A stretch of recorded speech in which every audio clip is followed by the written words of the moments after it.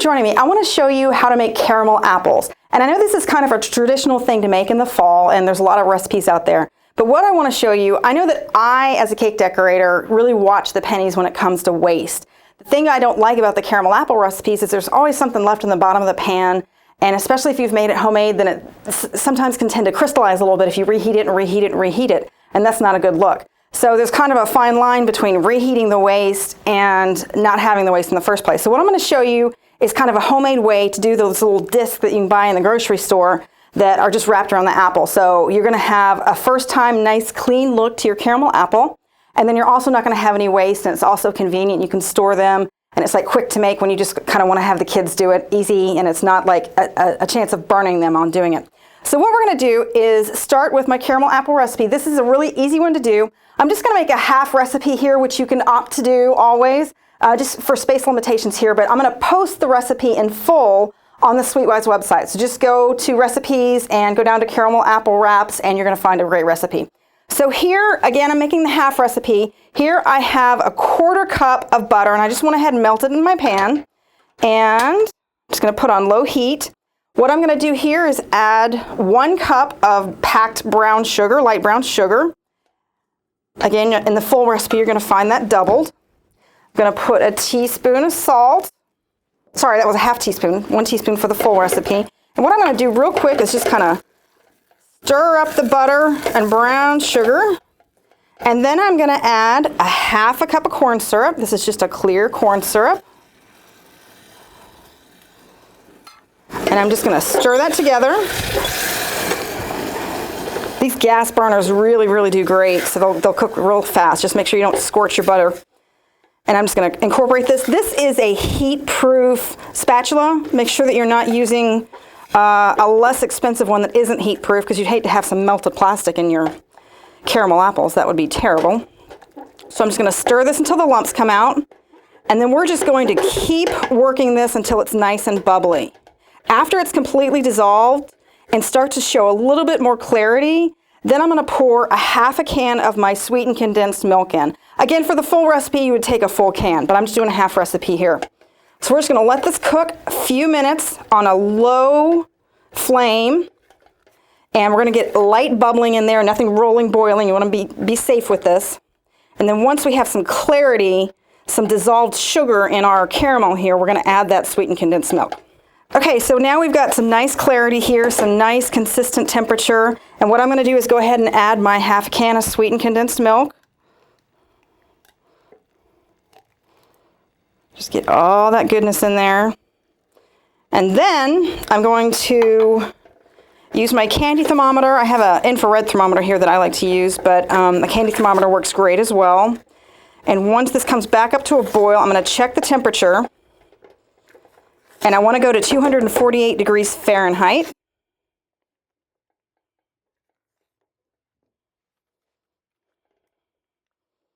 Okay, I'm at about 210 right now. So we're just going to let this boil about another minute, and we're probably going to be there. Okay, we're coming up on 248 degrees now. And the 248 degrees, it gives you kind of a nice soft caramel. You can also deepen the color a little bit if you let it go a few degrees past that. So really you can kind of tell by the color of it when it's ready as well if you don't have a candy thermometer. It just kind of starts to thicken up and get a nice brown color. One thing I want to caution you about is to keep this moving. As it sits on the bottom of a pan, it can really burn easily, and you don't want to have those little dark chunks in there. It just doesn't look good. And then it also can give you a little bit of a bitter taste too, so just watch out for that. Okay, so I think we're right at 248 degrees here. Good consistency, good color. So I'm just going to remove it from the flame, and then I'm going to add my vanilla. One thing that I want to caution you about is not really to add this while it's still bubbling, because it can just really kind of pop up in your face. So I just want you to, and then it also kind of loses a little bit of the flavor as well. So we're just going to add a 1/2 teaspoon of vanilla. Now that the boiling has subsided a bit, we'll probably still get a little bit of fizz here. That's okay. Good. 1/2 teaspoon of vanilla. There's that fizzing I'm talking about. And just stir that in. Smells good. All right, now here's the technique that I want to show you. After this starts to set up, it kind of gets a little bit too solid to move. So basically what I'm doing is I'm just kind of aiming to do like 4-inch discs that I'm pouring out. Be careful of what kind of surface is underneath your parchment paper. I've seen people put this on like a folding table, and then the top bubbles. This is really hot. So if you can put this on some kind of surface, if it's the back side of a cookie sheet or if it's on a marble countertop, that is better. But just be really, really careful about what kind of countertop is underneath your parchment paper. Okay, so here my bubbling has stopped, so I'm ready to pour. All right, so again, I'm just kind of aiming for 4-inch discs, and it doesn't have to be perfect. The apples are all going to be different sizes, and that'll keep rolling out. And I'm just going to give it plenty of space in case it spreads, that they're not going to run into each other.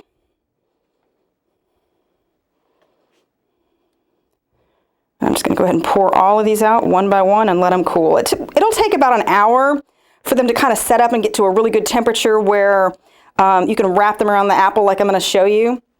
If you need to rush that, you can certainly pop them in the fridge for like 5 minutes, but don't leave them in the fridge. They tend to get a little bit melted, like a little bit too much moisture in there. All right, so scraping out the very last one. And you can see that there is hardly any waste in my pot. And this is what I'm going for. Something that I don't have to reheat, something that I've not lost money on, that I can really maximize my product. So you can see I got about 6 of these out of a half recipe. You'll get then obviously 12 out of a full recipe. So we're gonna let these set up. I'm gonna run get some that I've already got set up, and we're gonna show you how to wrap the apples.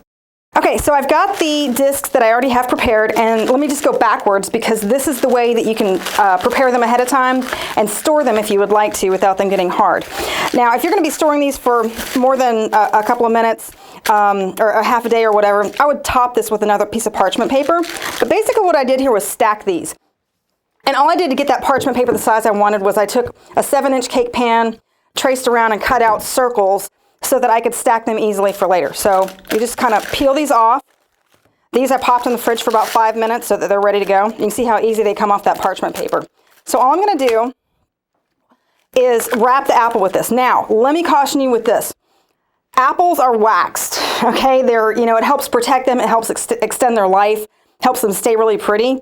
So you want to get that off, or the caramel's not going to be able to stick to it very well. So I really just wash these with like a nice mild dish detergent actually, and a dish brush, and then just rinse them really well. Hot soapy water, warm soapy water with a little bit of soap, and it really comes off great. Just make sure you get all of that soap residue off of there. All right, so that is a nice, clean, bare apple. And I'm just going to go ahead. I have a baking sheet. You can use parchment paper on this if you want to. I have a little silicone baking mat here. So you can see that this is a little bit short of the apple. Now, I always wash your hands before you do this. Gloves tend to stick a little bit, but if you just have nice, clean, warm hands, it's really going to help you. You'll notice I'm not going to come all the way down the apple because the oven is going to help this droop down a little bit, and then you don't want to have a big puddle of caramel that's wasted around the base of the apple. I'd like it just to come down to the bottom of the apple. So I'm just going to use the warmth of my hand to kind of help this down. All right, now I'm just going to go about that far down, and then I use the apple sticks. We have these at SweetWise. And I'm just going to go as straight as I can. Try not to go at an angle because we're going to put them in containers later, and I want to make sure that they're able to stand up straight. So I'm just going to push this all the way down to the base of the pan. If the core gives you a little bit of resistance like that, did you use a little bit of a hammer or a kitchen hammer to hammer that down? So again, just that far down. And then what you want to do is just pop this in the oven. It's 200 degrees for about 5 minutes. All that's going to do is kind of take out any little bubbles and ridges that you have and help it really conform to the apple.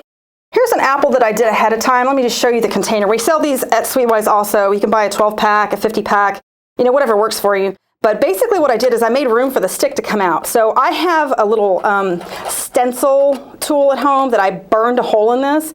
I think if you just take like something like the tip of a sharp knife and warm it up like on the burner and just touch, these melt pretty easily. So just touching that to the tip just to make a tiny little hole for the stick to come out. And then you can tie this with a ribbon or something really pretty if you want to give it away as a gift. But these work well for this. So this one, right after I took it out of the oven, I rolled it in pecans, finely chopped pecans, and that adds a nice little level. You can dip them in chocolate or whatever you like. But take a look at these single cupcake containers is actually how we sell these. These work really great for these caramel apples as well. And then you can just give those away like that. So take a look at all those. I hope you have a great fall, and I know you're going to have fun with this. Thanks for watching.